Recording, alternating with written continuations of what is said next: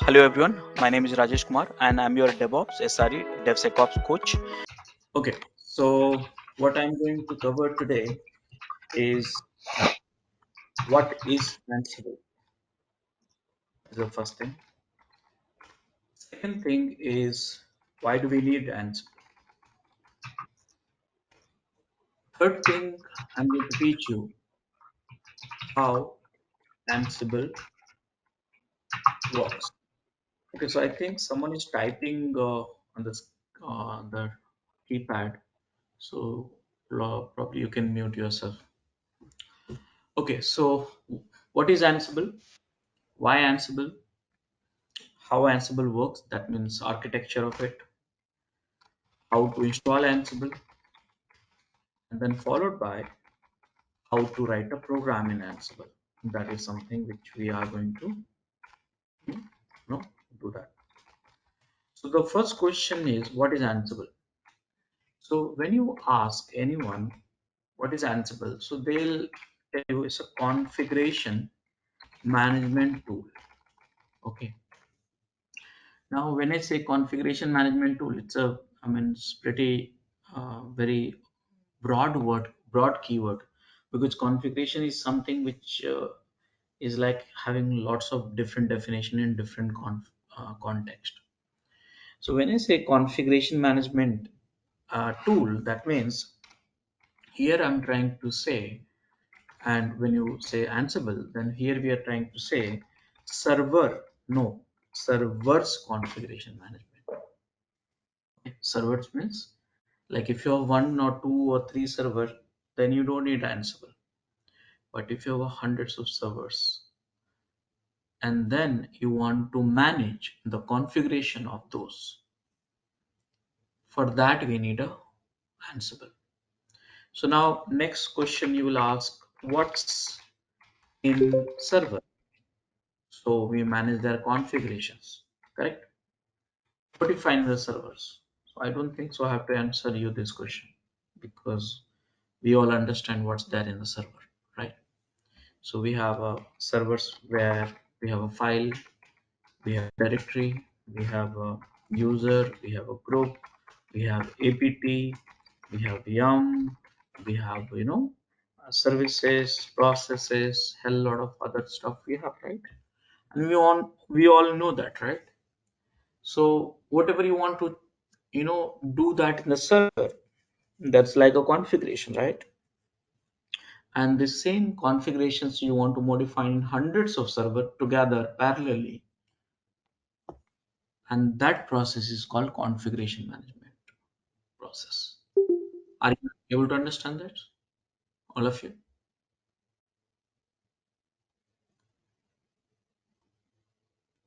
All of you. Yes, So Ansible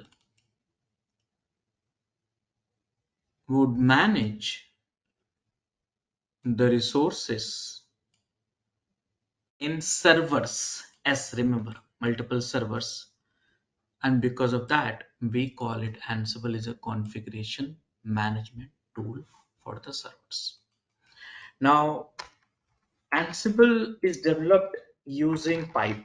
Okay, so well, if you know the Python, then you know then it will be easy for you to automate rest of the things. But this is from the organization which is called Red Hat, and they have a multiple releases actually. The one which I'm teaching you is Ansible. Now this tool, the one which I'm teaching you, is a command line tool actually. So then are we having any UI based tool also? Yes, we call it a tower. It's a UI based tool and it's a paid actually, enterprise one. Now there is one more version which Red Hat released that, and that's for the GUI only, and that they call it AWX. So what is AWX? It's a UI based, but it's free. But the problem is here you have no support. That means what happens? Uh, Red Hat do the development of tower, right? So whenever they have a new release, new patches, they release, and that is not tested one, so they release to the market, to the community, and then those who wants to use it, they can install at their own risk. And if they found some issues in the product, they can raise it. So that way, without a support, you can use the AWS. So if you are very good in terms of managing applications, then probably you can go for AWS free of cost. But as part of this training, which we am teaching you, is Ansible. This one, most of the time you need this one only, because this is was only for the UI, I mean enterprise. That means if you have so many projects and all, then it's needed. So yeah, this is a configuration management tool for configuring servers. When I say configuring, that means these are the changes you do in the servers parallelly from Red Hat and so on. So that is the something about Ansible. On next question, you will say, why Ansible? I'll not give you very complicated English keywords and all, which you can read it anyways on the Google and tutorials and all. Simple thing, simple logic. I have one server. I want to do 10 things, 10 things in the server. When I say 10 things, means you want to create a user, you want to create a group, you want to install packages, you want to start services, you want to modify certain files, directory, whatever it is. So you have a one server. If you do the 10 things and each one of these things is taking 1 minute, let's say, so you have a 10 minutes. That means your configuration time for each server is 10 minutes. Now if you do that for hundreds of server one by one, it will take 1000 minutes, and that is not reasonable, right? Everything we want now immediately. So the logic is very simple.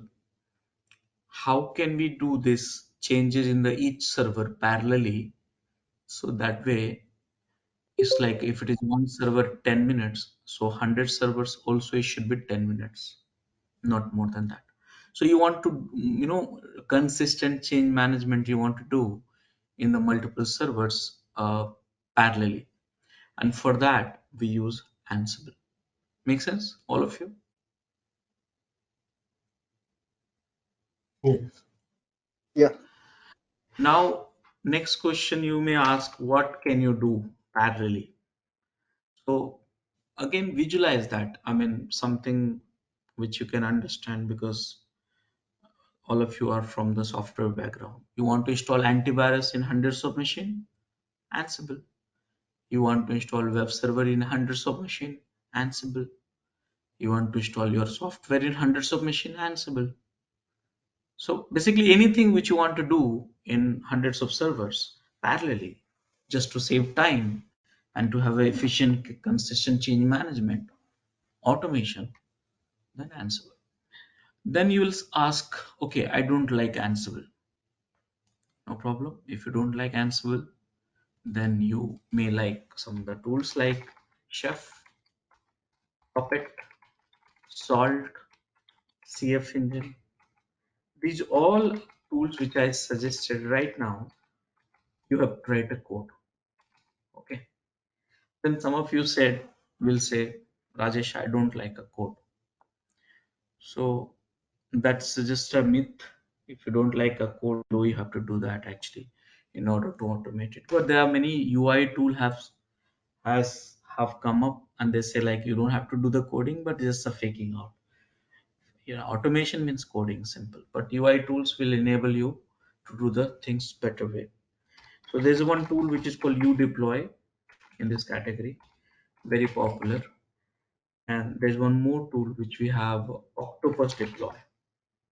Okay, so Octopus deploy, and that is also very popular in the UI category actually.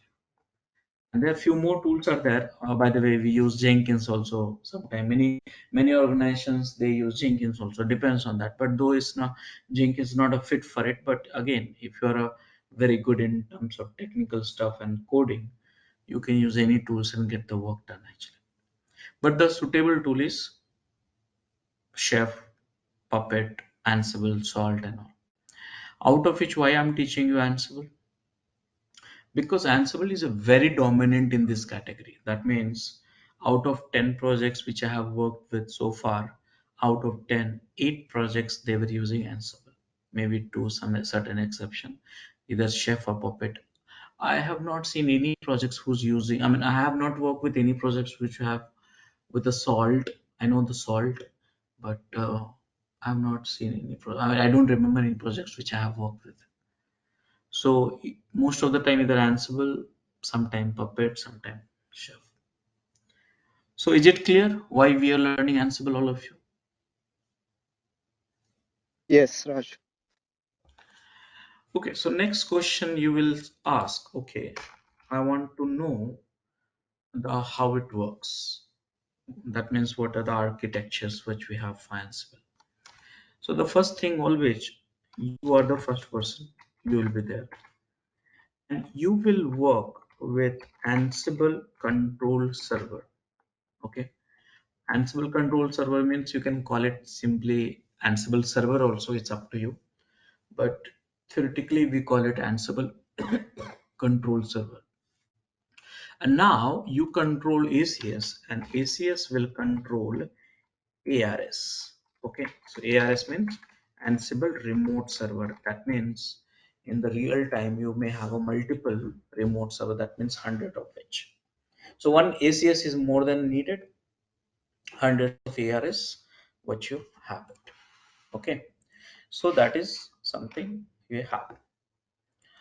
Now next question you will ask me, I want to know what's there in ACS. Okay, component of Ansible control server. What we have? Okay, Ansible control server. So here before you know me talking about Ansible control server, some of the architecture knowledge I should share with you here. So here ACS, the one which we have, which cannot be, which has to be Linux only, and it's a 64-bit. Okay, this is the mandatory for it. You cannot have a other operating system and Windows. But nowadays, workaround has come, right? Do you remember? I taught you WSL if you remember. Yeah, So yeah. WSL you can use it for Ansible. That's not a problem. Okay, here ARS can be anything. There's no problem, and here any bits is possible, 32 or 64 bit. Now, when you have ACS here, you install the Ansible, and here not applicable. That means Ansible is agentless. So then you will ask, okay, then how come they deploy this stuff? So basically, this whole communications happen between the ACS and ARS using SSH protocol, and when it is a Linux, okay. But then you'll ask, okay, what about Windows ARS? Then it's a WinRM protocol. When it is ARS is Windows. Okay, so these are the communications in which between the ACS and ARS make it. Now, in terms of ACS, here you need to have a Python installed. If it is a ARS, if it is a Linux, then again you need to have a Python installed. So that is for sure. Python is needed. That is important. But let's say if it is you're saying Windows, then what you need? So PowerShell is needed 3.0, and then .NET is needed, and that we have actually. If you look at this nowadays, every Linux machine and Windows machines, you'll have a Python installed, and the PowerShell and .NET will be there. Right now, all of you, did you understand? All of you? Yeah. Yeah. Raj, if Ansible, it's doing SSH to Linux, and what about the keys, the public and private key? How it is doing that connection? Yeah, In so order to, yeah, please. Yeah. it's a normal one, right? It's a password list. If you make it, you copy the public in their authorized file. That is one of the way. But if you want to pass the password, Ansible will allow you to some parameters to be declared to pass the username, password, sudo access, and all kind of things. Mhm. Okay. Okay. So this is the some of the characteristics which you should know. So now the question is, what are the components of ACS server? So one of the component of ACS server is Ansible. Okay. What is Ansible? It's just a one utility. You run one command and you get the Ansible installed. Nothing great about it, so don't think too much. Okay. How do we install? I'll show you that. Now, second thing which we have is playbook. Now, what is a playbook? I need to discuss, and that's the session is all about it. Third component which we have is inventory. See, I call it inventory because I feel correlation, but many people also call it host file. Okay, so that's okay. Anything, it's okay as long as you understand the concept. Okay, and so these are the three components we have. Now, guys, when you install Ansible, then here you find modules. What is a modules? We'll discuss. When you install Ansible, then you find executables. Of course, executables, see any software you'll install, of course, you'll get executables correct. There's nothing great about it. And then you'll also get a plugins. What is a plugins? We'll discuss about it. And then one more thing you get it, which is a config file. Okay. So these are the four things when you install Ansible, you will get it. Now, what is a module? What is a plugins? What is a config file? This we need to discuss in some time. Okay. So at a high level, if I look at it, these are the components we have in Ansible control server. We install Ansible, we create inventory, we create a playbook and run it. Simple. So now we need to know what exactly these are. Okay, so any questions so far, all of you?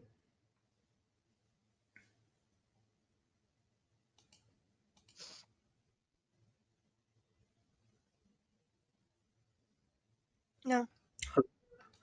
Okay, so now let's do one thing. Let's install the Ansible. So now this is the server I'm having. I have a very bad habit using root actually. So do we have Ansible here? Ansible. Let me check. I think Ansible is already installed. But let's say if you want to install, how do we do that? Nothing great about it. You go to Google and just type Ansible install. That's all. And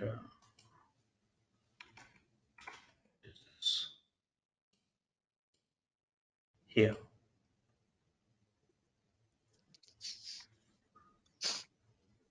It's not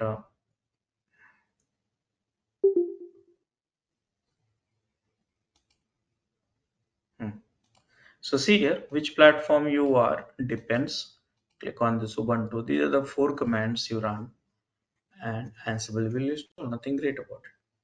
Now maybe some of my notes if you are trying to access, always add the DevOps.School at the end of it. And then you get my tutorials also. So here you have it. This is for Ubuntu. This is for RHEL RHEL 7 and CentOS 7. This for CentOS 8 nowadays we are using right now in the production. And so already installation is done. I run those commands. So you'll see here Ansible, enter. It's already there. Now I would suggest you don't rush. Journey is important. Read each and everything. You'll understand lots of learnings here actually. These command lines are very important to you to understand that. Primarily three sections are there. Let me tell you. One is like all arguments which is supported by Ansible. Here it is. And if you go a little down here, there's all the access. And if you want to have a escalate the privileges, that means if you want sudo access all this stuff, then those options which I've selected, we have it. We call it a privilege escalations options. Okay, so that is something which you have. Got it, all of you? Yes, right. But you told Ansible, no, ACS we can install only in Linux, right? But Yeah, this it has to. document, yeah, ACS can install only in Linux. So if we see if I see the Ansible in the document, it is showing that we can install in Linux, Windows, and other platforms as well. Is it Ansible is different from ACS? Okay, so ACS is basically, see here, these are the Linux platform, and now here you have Windows, and now see here, look at this. Got it? Control. Okay, okay. So that is a simple one. But ARS can be, because ARS means any machine, that Windows, Linux, Mac, whatever it is. Right, right. Okay, thank you. Okay, so now the question is, okay, I want to know what is executables. So I don't think so I have to tell you all this stuff. I just want to show you. So if I see which Ansible, here it is, and if I go user usr bin and see star, see these are the executable. You need to learn all these executables. Most important one for ad hoc is Ansible, and then for playbook, this is the one. Rest of the things you can take it little slow also later. That's fine. These two are most important. Okay, so these are the executables which you have, which you need to use it. Now the question is, what is a modules? So it's a Python code. Next question is, what is a plugin? It's also Python code. The question you will ask me, okay, these are the Python code doing what?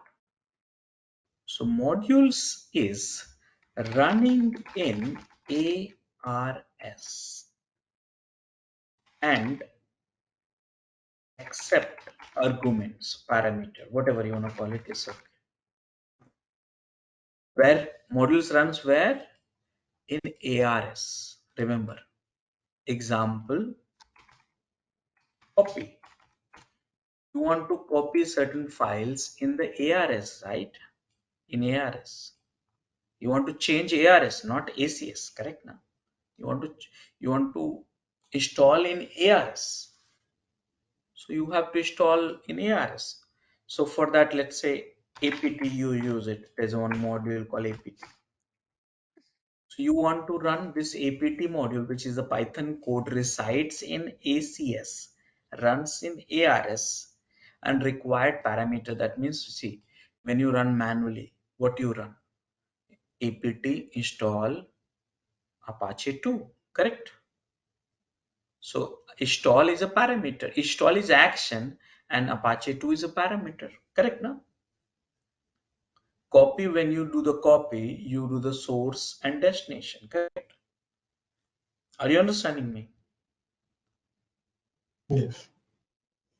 So this is the Python code. Now you know what, guys? There's a thousands of modules you can find in Ansible. Don't get scared.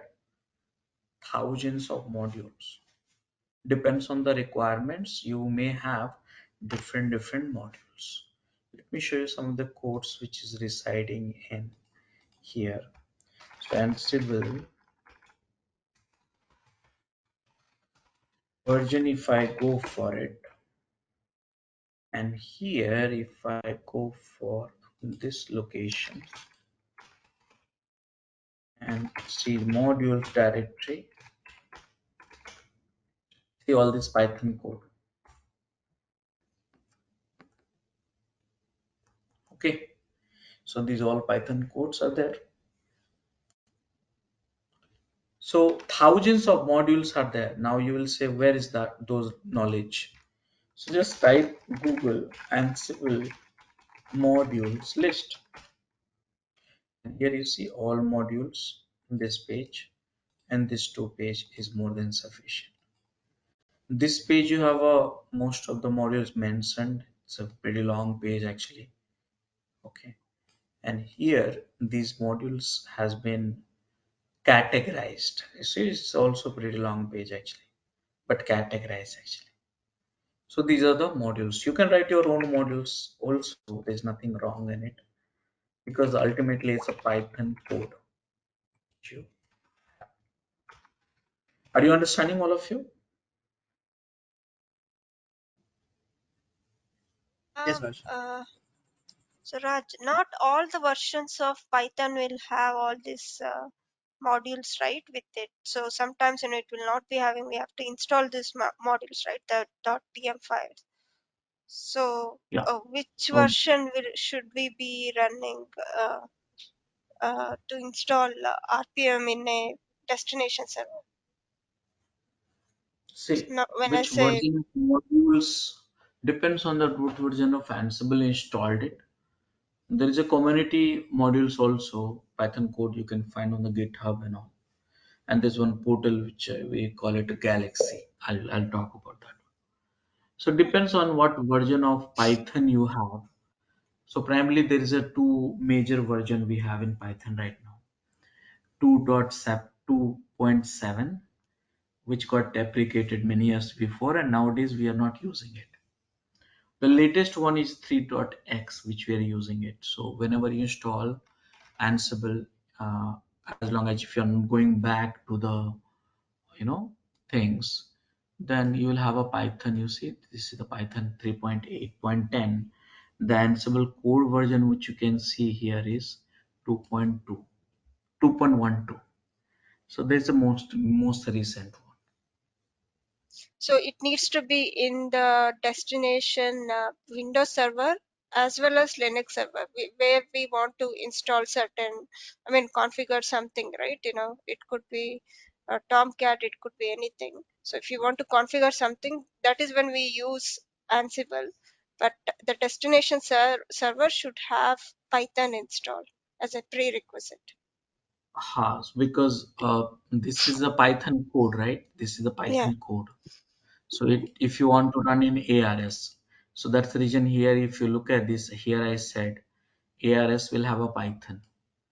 But if it is Windows, then you don't need a Python. You need a PowerShell and .NET. But again, let me put it in this way. All the Windows module has been written in .NET. Okay. All the Linux module is written in Python. So that's the Oh, reason I said if it has to be Python plus .NET and PowerShell. But you know okay. what? You can write modules in Java also. Yeah, Ruby also. So in that case, what will happen in the Linux, the machine, if you are running those modules, it should be Ruby or Java. Windows also same way. But these are the default configurations. I mean, because you're learning, right? Not customizing all the environment. So no need to get into that. Okay. Okay, so now this is the modules. Now what is the plugins then? So again, plugin is again Python code. Let me show you some of the plugins. See, here, plugins. See, this is a plugins, and if you go, let's say one of the plugin filter. See, it's a Python code, correct? It's again Python code, but is it running in the ARS? No, it's running in ACS only, and it's a feature of Ansible. Yes, it's a feature of Ansible. It's the Ansible, the one which I'm teaching you. It's a feature. That means I told you, right? Ansible has been written in Python only, right? So these plugins is nothing but a feature of Ansible. There are so many plugins are available already. You see here, these are the one, but you can install the separate features, install a separate feature and so on. Now next one is config file. What is a config file? So there's one file, let me show you.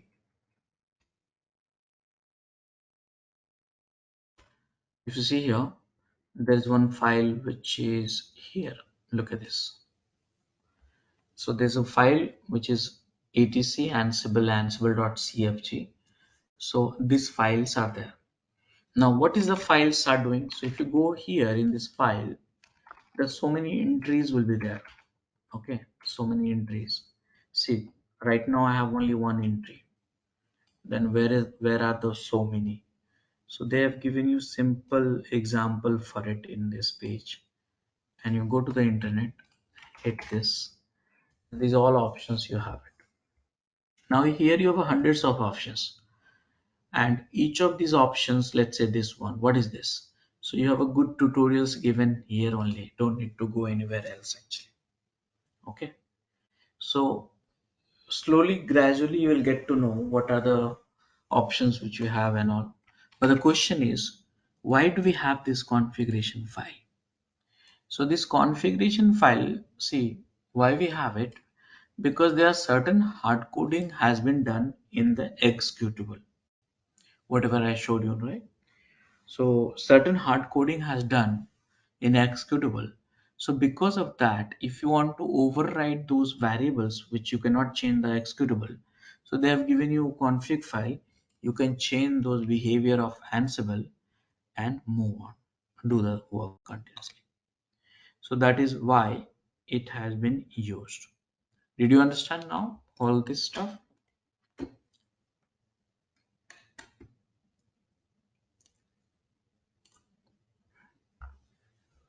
Hello?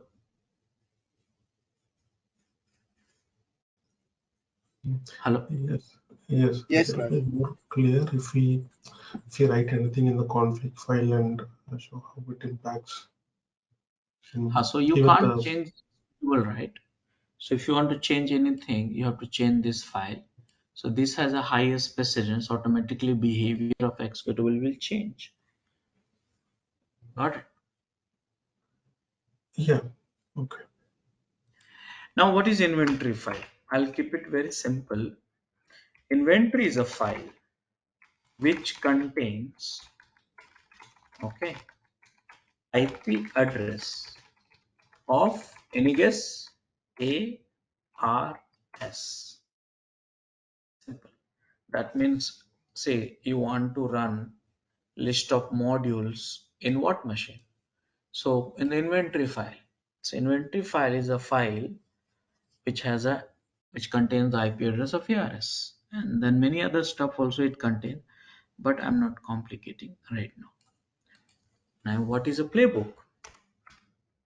So I'll come back to this playbook a little bit later, but at a high level, playbook is basically a script which which has modules, the one which I talk about it, and runs in ARS. Very simple. So here, this is the list of IP address. This is the script, and executable runs in the ARS. Very simple architecture. So if I want you to visualize for your memory, let me create one image quickly. So if you see that here, this is you, okay, and you will set up one Ansible server. Let me create a little bit big. This is Ansible server, and then you will install Ansible, and then you will have a inventory file, then you will write a playbook, I'll teach you, and then you have config file. So here what you will do, Ansible, you use the inventory, run the playbook, pass the configuration, and run in the hundreds of machines parallelly. One machine, two machine, 3, 4, 5. Simple. So whatever you have in the playbook, it will run in each machine, one module, two module, three module, one module, two module, three module, parallelly. And that way, from one place, you are doing the consistent change management. And yeah, you are good with it. Are you understanding, all of you?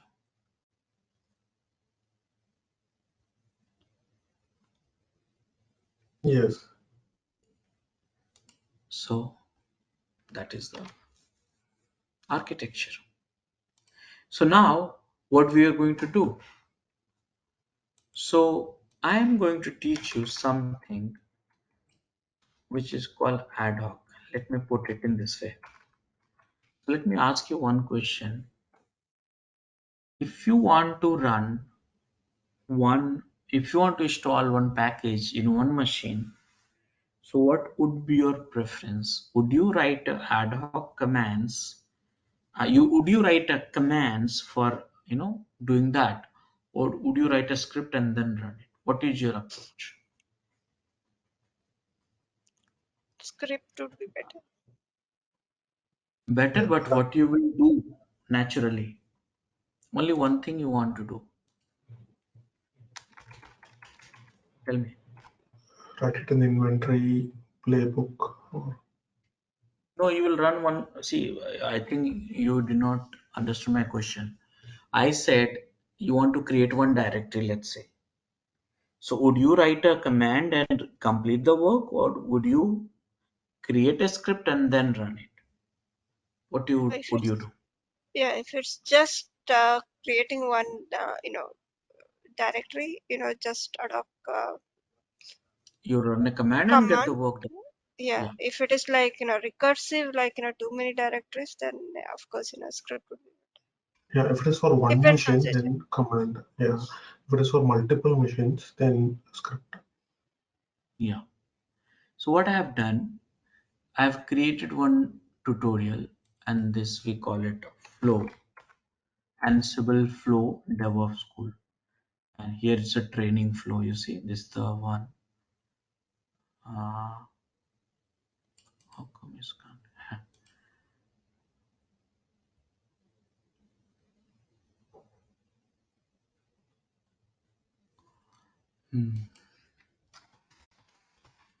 Just let me show you.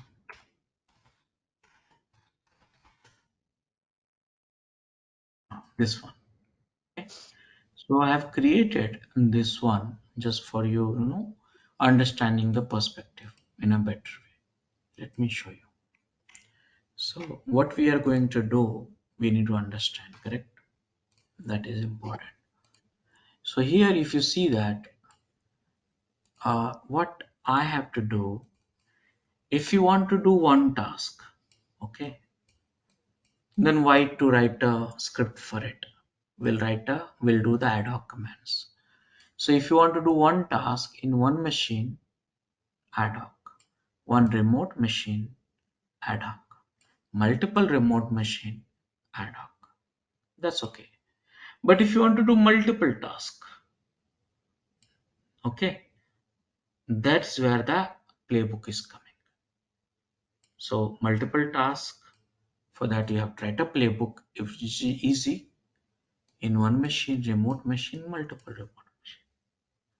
But then you say, right, you have lots of other complexity. That means you have a multiple playbook also. In that case, you have to go for the role. Okay.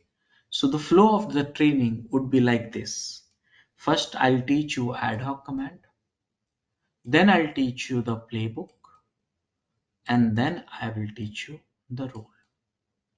So, and these three things you're done with Ansible. Are you understanding, all of you? Yes. Okay, so now we have to show you the demo for the ad hoc commands. So you know what? Whenever you do the coding, you should write a pseudocode. What is pseudocode? Pseudocode is like a step-by-step procedure for it.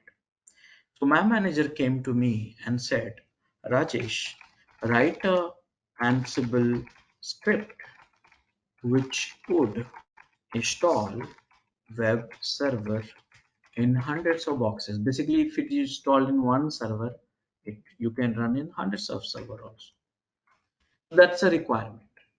Then what I did, I converted into the step. First thing, install Apache 2 in Ubuntu. That's a step number 1. Step 2. What is that? So copy index.html in var www.html. Now you'll say, how do you know this path? So that's your product knowledge. You have to do manually before automation. Don't rush. Step number 3, start Apache 2 services. So in real time, you may have hundreds of steps, but just for the discussion's sake, these 3 steps, 1 project, that is fine. So now you should do, you know what? You should find out which module. Remember that it's a module only. Which module which will install the Apache 2 in Ubuntu? Which module will copy the files in the Ansible? Which module start the services in Ubuntu? So typically, you know what? I'm from the old schools. So I used to do like this. Ansible module for copy. And here is a module for it. Ansible module for installing package. There's yum generic Ubuntu specific modules for that. Module for starting services. You know? And then there is a module for that service module. So here these are the 3 modules we have: copy modules, apt modules, service modules. I got to know. Now I will not rush to the solutions. I will try to understand each and everything. So here copy module, these are the parameters supported by Ansible, and you must refer the official documents only. So that way it will be good for learning. And these are the parameters, these are the value, these are the default values. Some of them are required. Type of each value depends on your requirement. So you have to spend some time here. It's a gradual learnings. And the more you understand this parameter, basically it's not coming from the Ansible.